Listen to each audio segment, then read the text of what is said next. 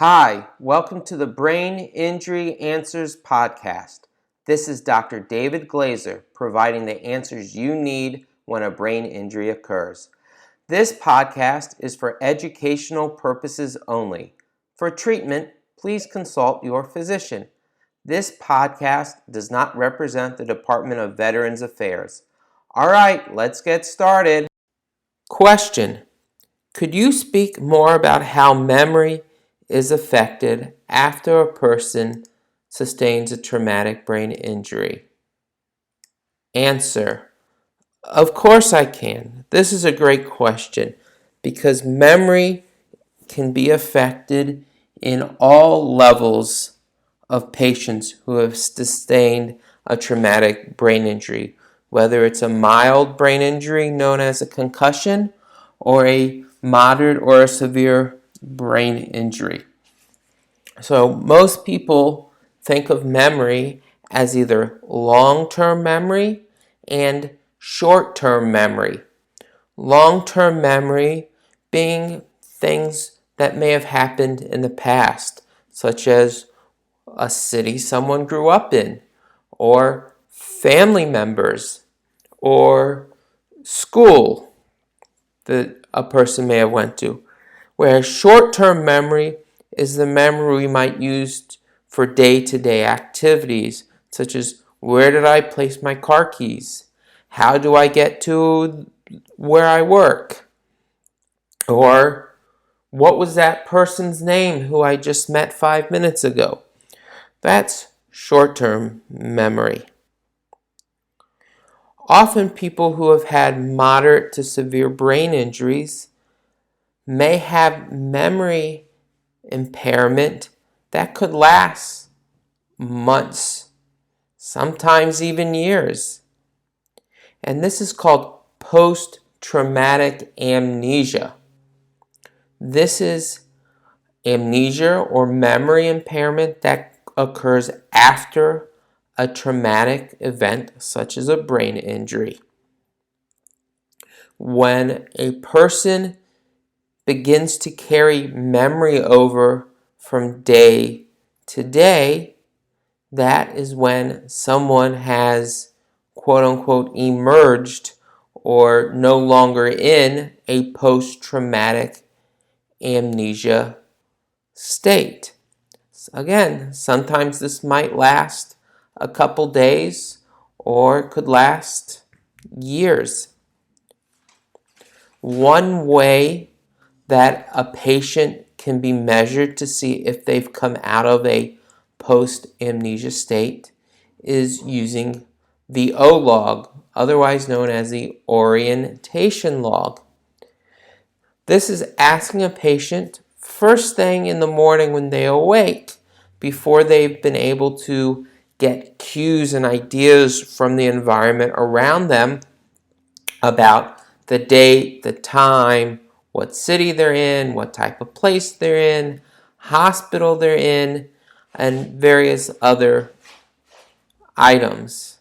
And it's measured along different scores depending on how much help someone might need to identify the answer to the question. Once somebody has reached a score of 25 for 2 days in a row, one could then say that they're now out of a post-traumatic amnesia state. Now, for many people who have experienced a mild traumatic brain injury, they're more than likely not going to have post-traumatic amnesia, but they may still have memory issues. So there are a few parts of the brain that deal more specifically with memory, even though our brain is connected in many different ways. So in a sense, all parts of our brain affect our memory, but there are more that are more affected when there is a brain injury. So we have our hippocampus, which helps encode memory. We have our amygdala, which helps with more emotional type of memory.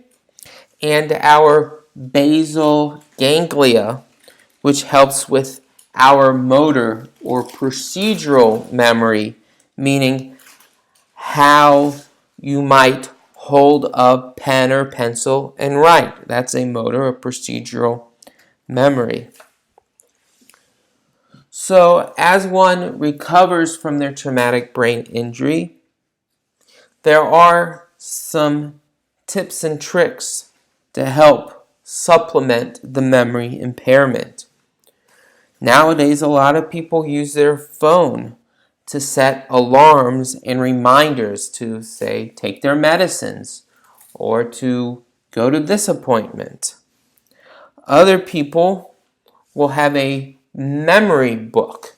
It's essentially a binder or a notebook where their schedules can be written down and a patient can then write down when they've done a certain task. For example, if they walked 25 feet in a therapy, they can put in their memory book on December 15th, I walked 25 feet in therapy. This way, they're able to remember what they did throughout the day and can refer back to it to help jog their memory to say, oh, wait, I did do something today in therapy.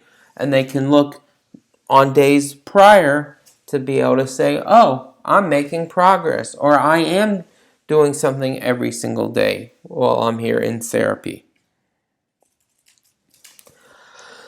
And a person is going to have memory issues if they cannot attend to tasks well. If they're not focused on what they're doing, they may very well forget where they set their keys down. And so attention can also help improve someone's memory. Along these same lines, again, we always have to focus on the basics and the foundation. If someone is not getting good sleep and does not feel rested, or not receiving proper nutrition, or might be in a lot of pain, that's going to divert someone's attention away from what they're doing in their tasks and not allow them to remember where they put those keys down. So one always has to focus on the basics, such as reducing pain. And so as you can see, memory impairment is very complex. And there are many facets to memory impairment and how to help improve one's memory or how to supplement for whatever deficits a person may have with their memory. That's a wrap for today. Remember to email all your questions to braininjuryanswers@gmail.com. Check out the website www.braininjuryanswers.com. Thanks for listening.